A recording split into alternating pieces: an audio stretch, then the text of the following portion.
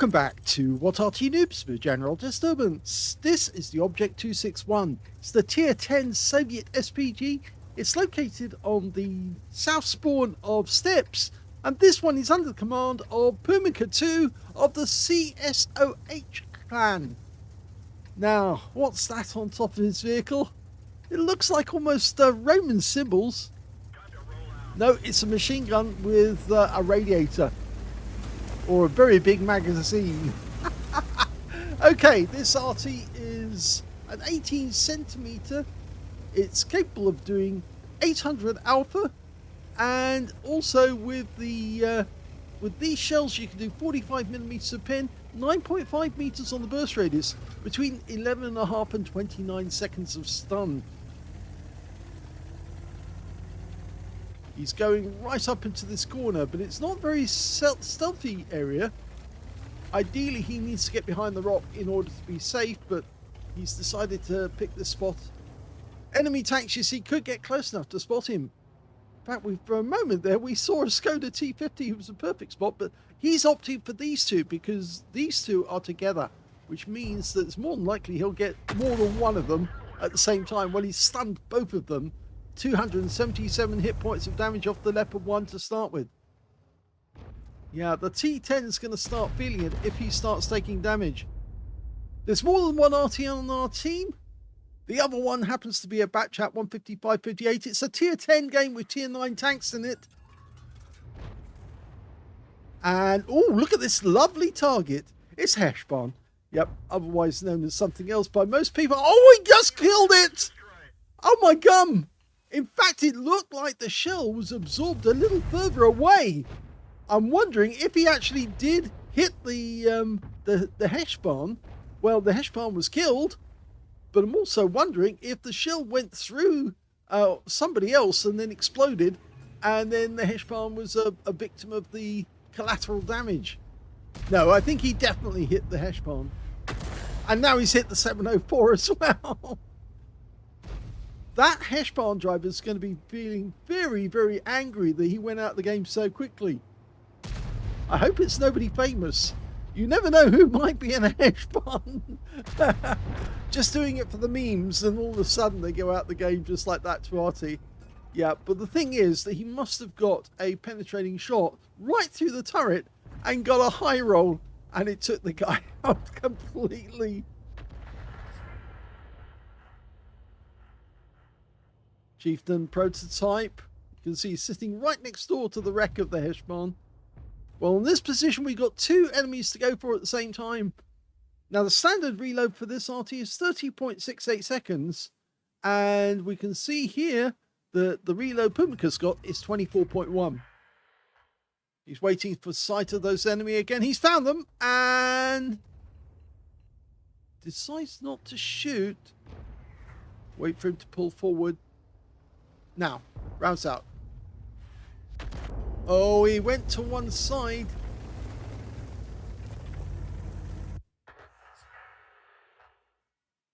At this range, it's about 2 seconds or more before the shell reaches the target, in which case the enemy tank can move quite a lot in that 2 seconds, especially if he's got warning a shell is on the way. And if he's listening, he will notice it. Oh, he hit the wreck, but he still splashed the chieftain in the process. Now, we've got a call for help there, and it came from the UDAS 16 on our team. He's over on the west side of the map, trying to fight off this E3. So we can put a shell next to this E3. We couldn't get it directly on target, and the UDAS is happy. He's probably expecting more help as well, but these two are still together. Look at this. It makes it just too easy to hit them when they sit together. And it's the same ones he hit before. Okay, he's loaded. Rounds out. Lands short.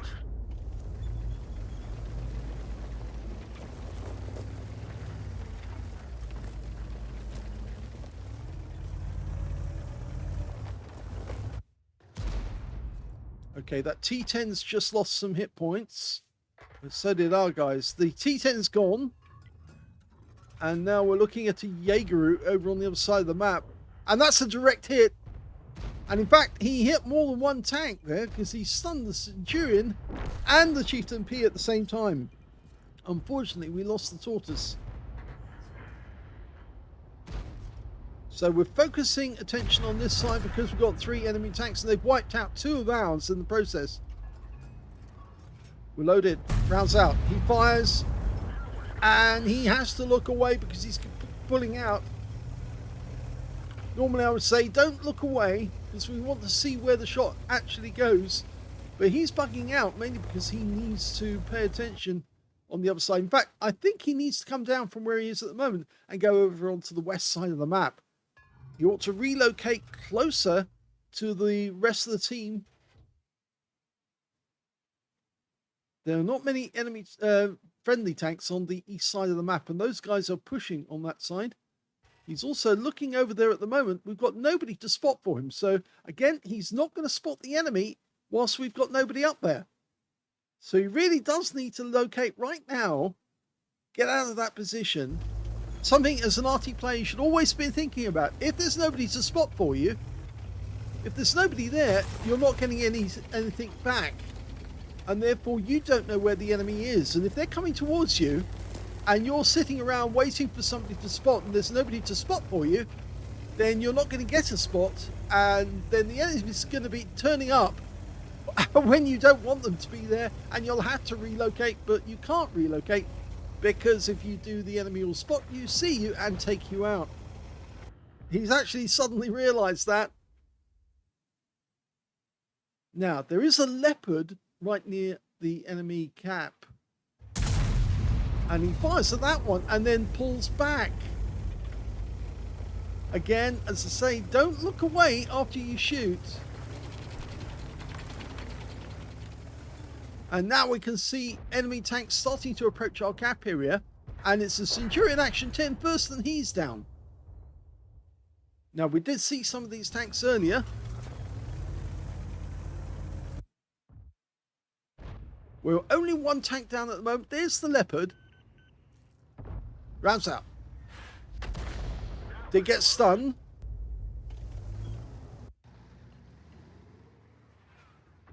The Jaeger's turned up. And he just got hit by the Batchat, and he's headed directly towards that guy. But slowing down. Okay. Line up ahead. That's it. Well, he did hit the front of the vehicle, and 307 is nothing to sneeze at. It's a good amount.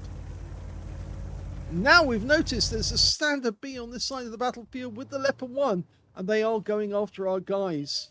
So we have to help these ones. And there's the enemy Arty, or at least one of them. Trying to help this and get the standard B out. Rounds out. Well, 331 of stun, and the standard B does go down. Our Object 268 version 5 got him.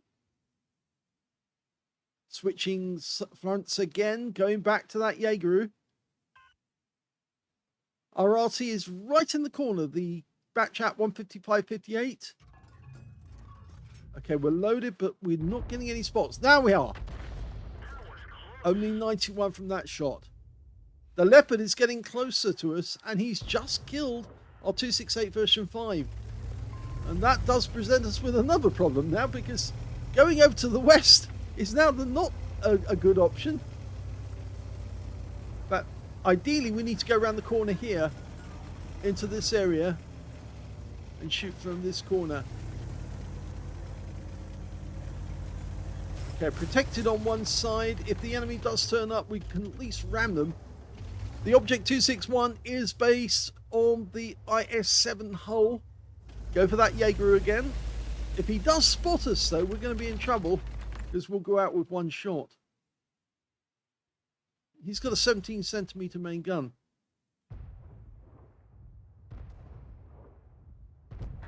.432, that's the one with the rear turret. And we've lost our TVP T5051. Lined up. Rounds out. Lands in front of him, but we did get spotted, so we're going to have to move whether we want it or not. And it's the fourth 432 that can see us. And we're out the game. The Jaeger did get us with one shot. And now we've switched over to the Batchat 155-58, who's the last member of our team still alive. He's got no escape routes from here unless he goes up the hill and then drops off from the sniping position. But the enemy is on their way in. Now, the question is, does he have any rounds available to take the enemy on? And there's the Leopard. Oh, no, he doesn't.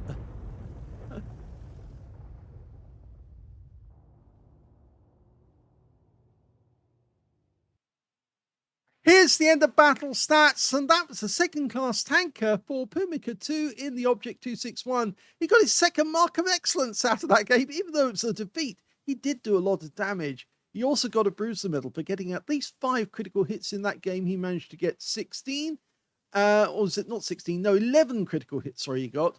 And he also got a Confederate for hitting more of the enemy than anyone else on his team, despite the fact that he got a kill in the game as well.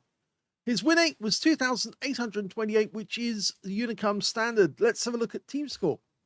Well, the highest damage in the game actually went to the Leopard 1 on the enemy team. He got 6,472 hit points. Second highest went to the TVP T5051 with 4,211.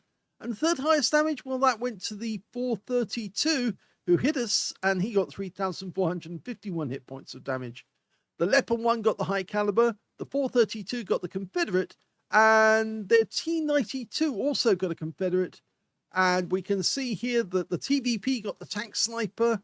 And here is pumicka with his Confederate. When it came to kills, we can see top scorer was the Leopard 1 alongside the Jaeger, who got us. He got 3 kills apiece. 2 kills went to the Object 432, the T92, the E3, and the Object 261 on the enemy team. And on our team, the TVP T5051, the Blaskovitzka, and also the Batchat 155-58 all managed to get 2 kills as well. Unfortunately, pumicka only got 1 kill in the game, but he did get the Confederate anyway. And when it came to base XP, we can see that the high scorers were the Leopard 1 with 1,336, followed by the 432 who managed 1,002. They were the only 2 who managed to make it over 1,000 base. But the next one after that was the T92, and he managed 915 base, and 793 went to the Jaeger as well that killed us. We got 485 out of that game, which means that we were way down the table, at least at that. Let's have a look at detail. pumicka fired 16 rounds in the game. He got 5 direct hits and 1 penetration. Now, the penetrating shot, let's have a look, was the Heshbon. He actually picked up 833 hit points from that guy from 1 penetrating shot that hit the turret. Yet, right on the turret, took out the loader as well in the process. So, yes, very inconvenient for that driver. And he must have been very angry as he went out the game that quick. But anyway, looking at the rest of it, he also got 16 splashes, 3,187 hit points, all of it at more than 300 meters. Received 2 hits, one from the 432 and the other one from the Jaeger, and they both penetrated. 10 enemy vehicles were damaged, 1 was killed, and he got 3,298 hit points of stun assist off 16 stuns. On a premium count, he actually made a loss on this game of 18,786 credits. He did get the Courageous Resistance Award because, of course, he got a Confederate in a losing or drawn game. And he got 5 bonds for it being tier 10 and 1,161 experience points out of the game as well. So at least he got something out of it, including his second mark of excellence, which means now he's chasing the 3rd mark. Hope you enjoyed this replay. If you did, please give this video a like, and thank you for watching.